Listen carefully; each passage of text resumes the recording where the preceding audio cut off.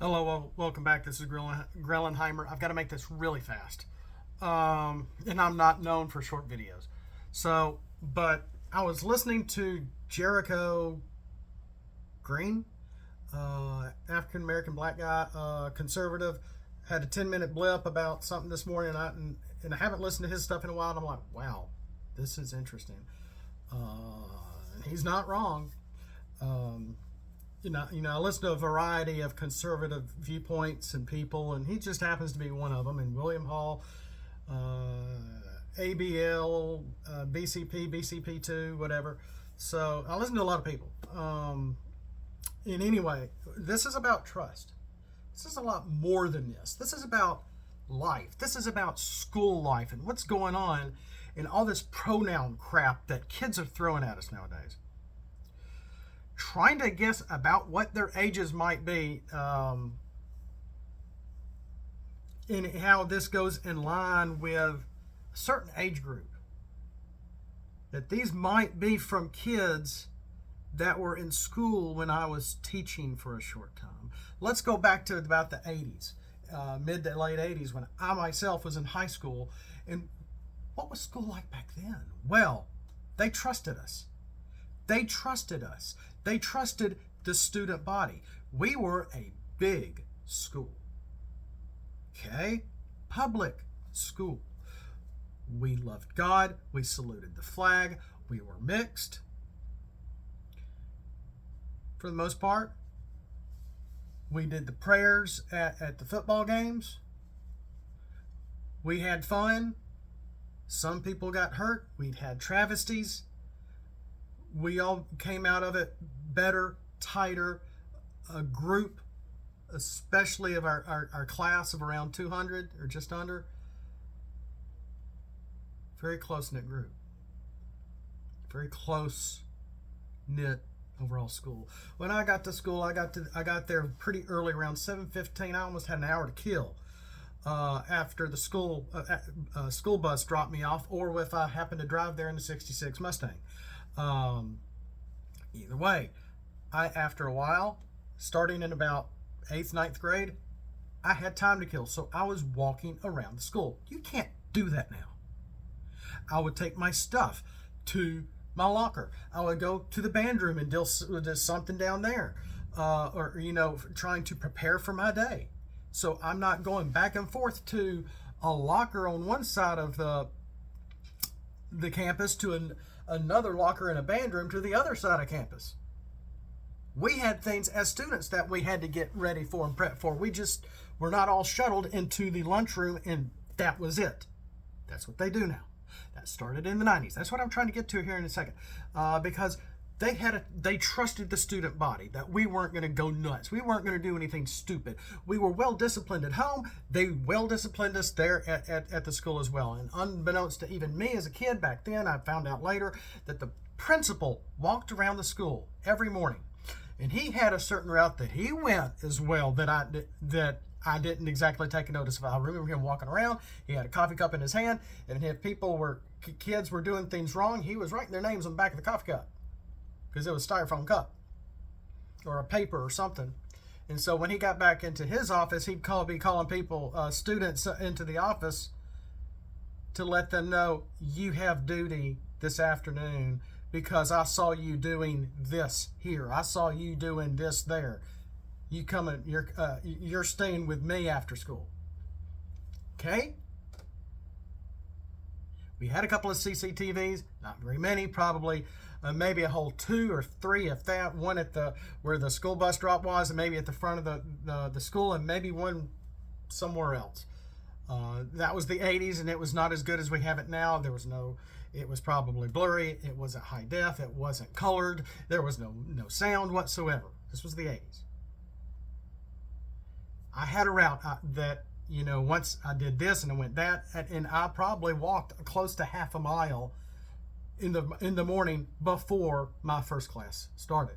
I would go around and talk to some of my teachers. I got to know some of my own teachers a little bit on a little personal level. They weren't about to tell me what their sexual preference was by any means, or who they were married to, or who they were divorcing, or if their name was going to change. That was personal. They left their personal mess at the door when they came to work at the school. I wonder why. So, then things started happening. First of all, I went to college for 5 years and came back at a different school as a teacher. By then, we had a couple of threatening booms, okay, to say it nicely, because I'm on TheTube, and, well, it's TheTube. What can I say? My tongue is tied. Threats were happening, or started happening around certain areas in certain parts of the country. Things kind of happened. It wasn't too crazy, but as a result, boards of education through the states would go, okay, we got to change stuff. We have to watch our kids. We have to trap our kids. We have to herd our kids. Liberties were gone. Any student liberties that we had in the 80s were gone. These poor kids had to be shuttled into one room, into the lunchroom, until the bell rang. If it was 30 seconds before the bell rang, go to that lunchroom now. And then, 30 seconds, they're not even to the lunchroom.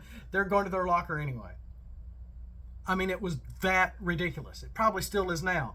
And even at the private school my kids go to, they all go into one room at the very beginning for fear of whatever. Because things have gotten worse. And when something does happen, we go, the media's like, ooh, salivating. Oh, they must be a Republican. Oh, they must love Trump. Oh, we got to make sure that we show that this is a wild idiot conservative that did blah, blah, blah. 95% of the time, it's not. Less percent of the time, it may not even get noticed because it doesn't fit a certain narrative. The media is controlling everything. But I digress. Let's get back to my thoughts here, because I'm getting off track. When the schools stopped putting any trust into their own students, that's when this breakdown occurred.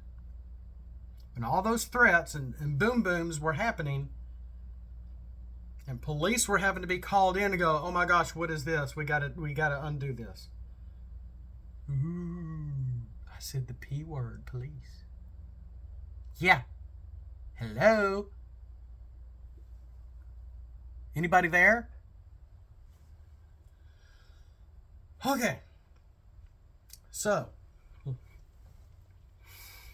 when you show no trust in your own students, you shuttle them to one room, the lunchroom,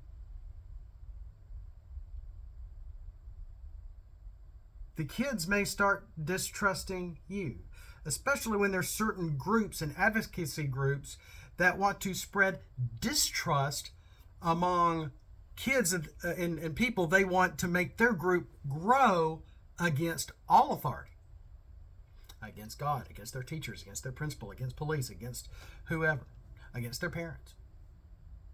That's not a loving society for people that want to wear a black shirt that says love is love and in all their rainbow colors, and they're the ones spreading hate.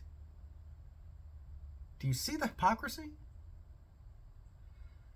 So, the lack of putting any trust in the student body of a school by the principals, by the educators, they're going by fear. Oh my gosh, we can't have what happened over at that school over here. Oh my gosh, so this happened over there. We don't want that here.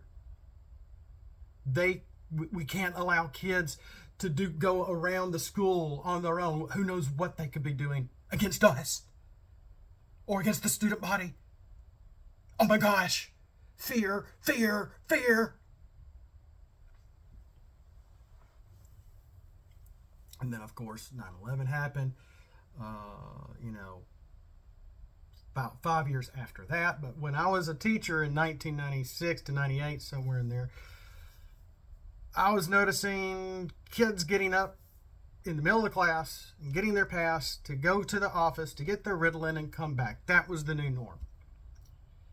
Because there was a new fear. The fear of disciplining kids. because there were parents that did not like the school disciplining their kids because the kids needed discipline because they weren't disciplining their kids. And then you had parents that feared to discipline their own kids in their own roof in case their neighbors happened to see, because they were going to fear of being called on DHR. Fear, fear, fear, fear, fear is everywhere. And when kids aren't disciplined, they can't focus. If they can't focus, they must have ADD or ADHD. They must need Ritalin.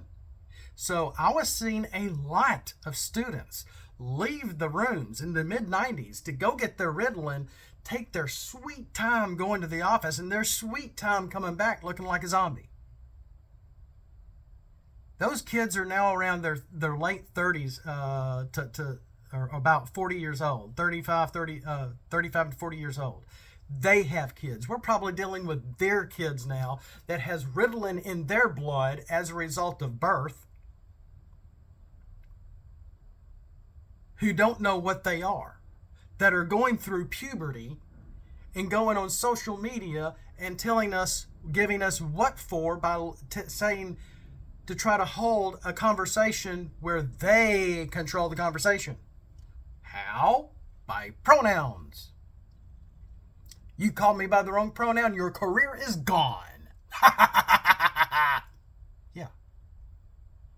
Ireland, that Irish guy. There's stuff going on here. This is insane. We went from distrusting our own kids because of possible threats of the 90s. Who was president? The Clintons. Not Bill Clinton, the Clintons. There was a joke back then, if you weren't alive back then, that it was a running joke that Hillary was running the show for 2 terms, not Bill. He was having fun. Pretending to be presidential and having Lewinsky's and whatever, et cetera, et cetera. I mean, I still have a $3 bill with Hillary Clinton's face on it from that era. Yeah.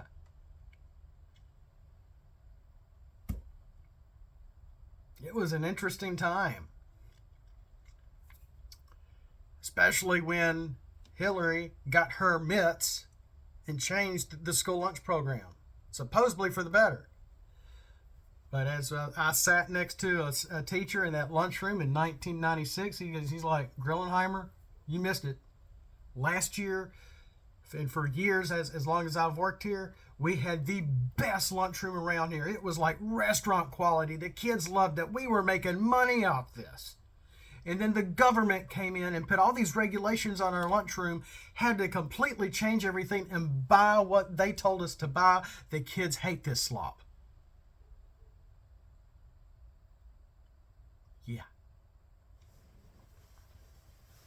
And he was like, I can still hear his voice, and he's passed away now. And he's like, this food was healthy. It was good for us. It was good for the kids. It was hot. It was great. It was fresh. They loved it. They weren't bringing the lunch boxes in here. They were wanting to eat what was at the lunchroom.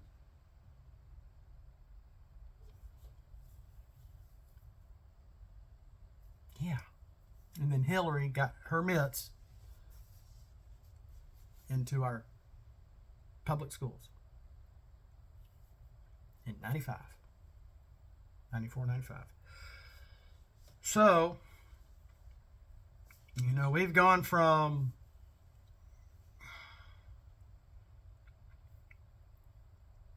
and that's another big difference. In the 80s, we still respected our teachers. We did what they told us to. If they said jump, we asked how high. We loved the people. We loved who was the principal. We had respect for them, but not always the rules. Big difference. Nowadays, there's no respect for authority. And these kids are running the classrooms probably because they think they're smarter than their teachers, that they know everything. Everything's in their phone. They got an walking around with encyclopedias in their hands, people. And at the same time, you call me this. My pronouns are this, this, and this. Or you're fired. Yeah, I've done that bit already. You get the point? Whoever controls the language is in control. The kids are in control of the classroom. Where are the adults? Just like the administration over our entire country. Where's the adults? Where's the adult in the room? Who are the adults of your public schools? Where are they? What are they doing? You know, the past year or so, year and a half, so 2020, 2021, we've seen some interesting things happen against parents actually standing up to school boards of education about what that has finally come to light, that they're seeing that they're teaching our kids because of quarantine. And I find this very interesting and very telling, because I could be wrong, but if I put this all in a certain perspective, it almost seems like the kids that are wanting to control the language, that are wanting to be called certain things, and if they're laughed at, they're so hurt. Really? Where I grew up, sticks and stones could break my bones, but words would never hurt me. And if they did, I got over it. It comes to a point where you shouldn't matter what people call you, because that is the gauntlet they're throwing at you. You've got to come to the realization to ignore it. You have a choice to ignore it. As a teacher, as an adult, if these kids demand you call them it, she, they, ze, zat, your majesty, whatever. No, I don't. Your name is on this roster right here. If you got a nickname, I'll call you a nickname. I don't care about pronouns. I'm the adult in the room. You're the student. You're learning from me. You show me respect, I'll show you respect. But I'm not going to call you some pronoun for the day or pronoun for the week or the pronoun of the month to try to keep up with what's the average kids in the class? 30, 33, 35, 20, 40? For a teacher to keep up with and then multiply that by how many classes, that's a chaotic. Nobody can do that. The teachers have enough stress to worry over what they're trying to teach and keep up their lessons and their plans and the curriculum from day to day, to month, year to year, semester to semester. To keep up with some spoiled brats' pronouns. I am so glad I'm not teaching today. Because the adults, where are the adults? Where is the adult in the room? Because from my point of view, I'm not seeing very many adults in the classroom. And I am also, possibly as a result of some of this crap, I'm seeing a lot of teachers leave that career, like I did in '98. Because they have a fear now of getting fired because they didn't call little Johnny a pronoun, because Johnny had something happen to them bodily 2 years ago, so now they're John S. or Joni or something, whatever. And then 10 years from now, they're going to regret it. Wake up.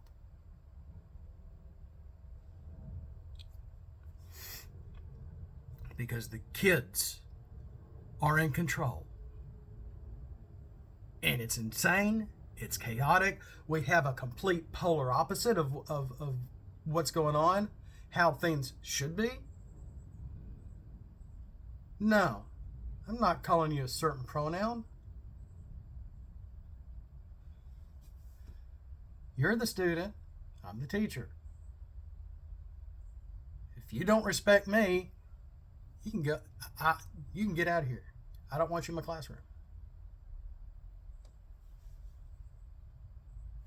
We want the adults back teaching our kids. get the crap out of our classrooms, get the crap out of our schools. We need to get back to the basics. Okay, you don't want to let God into the classrooms again? Fine. At least bring back the basics to our kids and let the adults and hire adults that know how to take charge. Because what we're seeing on TikTok and all this social media and all this other crap, if they're teaching our kids, we are all lost. How can you have any pudding if you haven't had your meat?